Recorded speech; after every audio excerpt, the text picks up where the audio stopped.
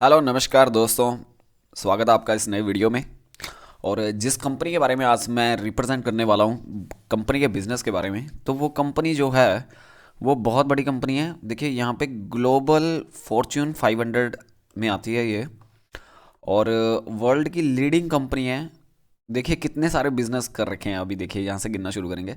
World की leading company है across financial services, cable, telecommunication, retail, fashion, media, entertainment, manufacturing, travel, software and high tech. यानी कि हर segment में देखिए कंपनी का बिजनेस आ गया है। रिटेल, फैशन, मीडिया, एंटरटेनमेंट, है ना। और मैन्युफैक्चरिंग में भी है, सॉफ्टवेयर्स में भी है, टेलीकम्युनिकेशन में भी है, फाइनेंशियल सर्विसेज में भी है, केबल में भी। बहुत सारे देखिए कंपनी ने बिजनेसेस कर रखे हैं।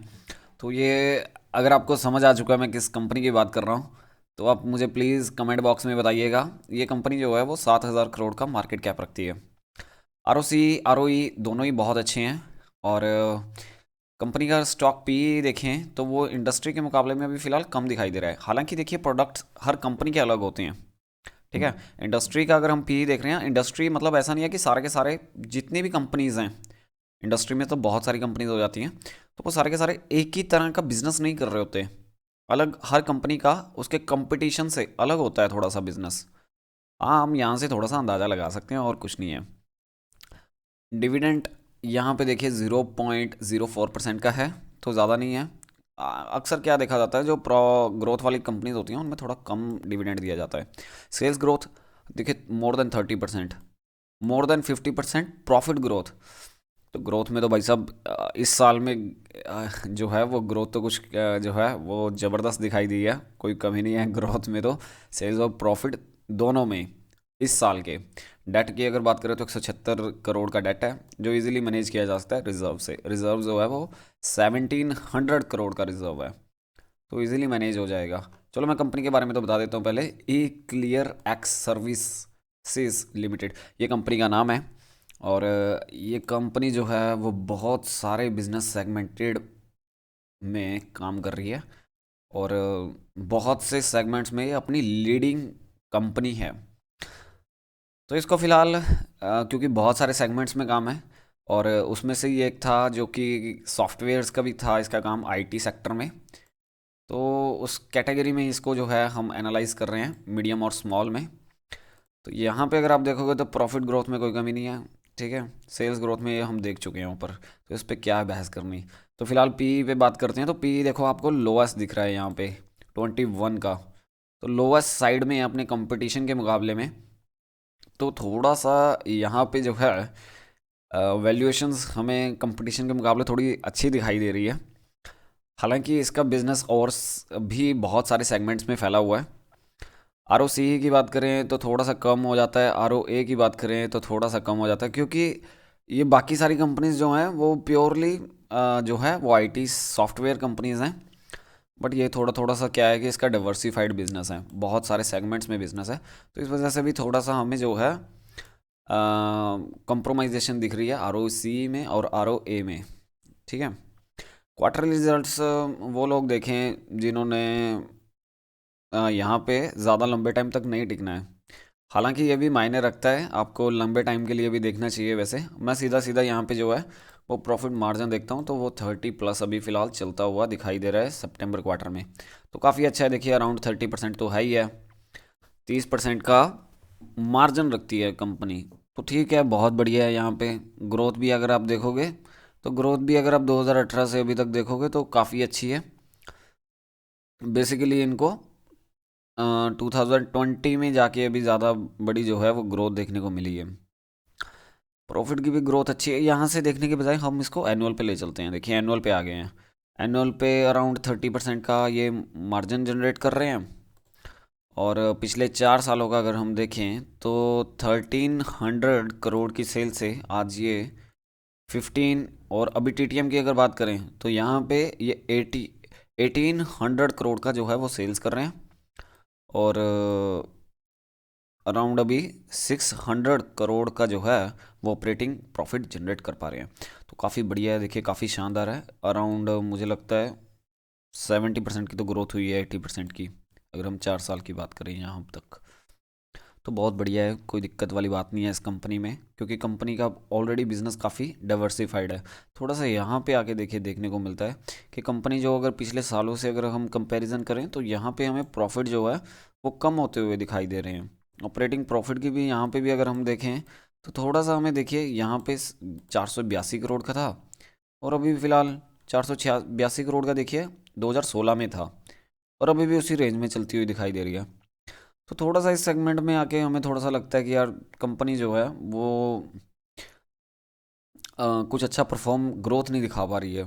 हालांकि एक साल में अगर पिछले एक साल का देखोगे तो आपको अच्छी ग्रोथ देखने को मिलेगी, बट अगर आप कंपैरिजन करने लग जाओगे इसके और पिछले सालों का तो थोड़ा सा हमें कंप्रोमाइजेशन करने को ज़रूर देखने को मिलती है। थोड़ा सा मैं इस पे ले आता हूँ आपको, देखिए यहाँ पे आपको अच्छे से समझ आ जाएगा। रेवेन्यू कैगर, ठीक है, एनुअल कंपाउंडिंग ग्रोथ जो है वो 10 सालों में देखिए ज़्यादा थी, 3-5 सालों की कम है, 3 सालों की भी कम है ना। तो यहाँ पे अभी अभी जैसे जैसे इस सालों में आके थोड़ी सी कम हुई है, जो कोरोना टाइम पीरियड था, क्योंकि कंपनी का काफ़ी डिवर्सिफाइड बिजनेस है। तो केवल और केवल आईटी सेक्टर पे तो इसका बिजनेस चलता नहीं है, और भी सेगमेंट्स हैं उनका भी चलना अच्छा है, उनका भी प्रॉफिट और सेल्स आनी उतनी इंपॉर्टेंट रख लेती है।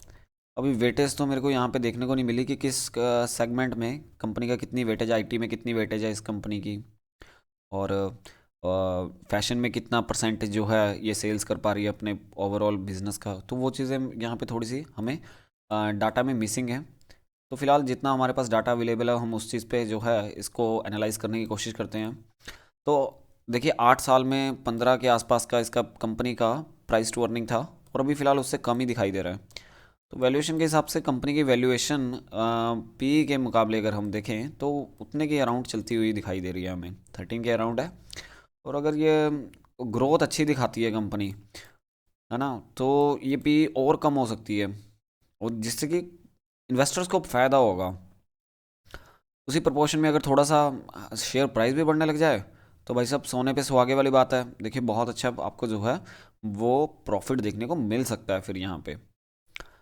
तो नेट सेल ये है क्वार्टरली रिजल्ट्स की। क्वार्टरली रिजल्ट्स में अगर आप देखोगे तो यहाँ पे देखिए बहुत अच्छी जो है आपको सेल्स होती हुई दिखाई दे रही है, प्रॉफिट जनरेट होते हुए दिखाई दे रहे हैं। ये सितंबर 2020 को हम कंपेयर कर रहे हैं सितंबर 2021 से। तो देखोगे आप यहाँ पे कितने जो इंक्रीमेंट हुआ है उसका परसेंटेज वाइज इंक्रीमेंट दिखा रहा है आपको कि 45% का इंक्रीमेंट नेट सेल्स में हुआ है, 60% के आसपास जो है इनका एबिडा में ग्रोथ हुआ है, 102 से 165 पे पहुंच गया। तो इस लिहाज से जो है ये प्रेजेंटेशन हमारी जो है आपके सामने रिप्रेजेंट की जा रही है। ओपीएम देख लेते हैं, देखिए यहाँ पे ओपीएम कहाँ है, एबिडा मार्जिन ये रहा, अराउंड 30 के अराउंड तो चल ही रहा है, बहुत बढ़िया। ये हम देख चुके हैं।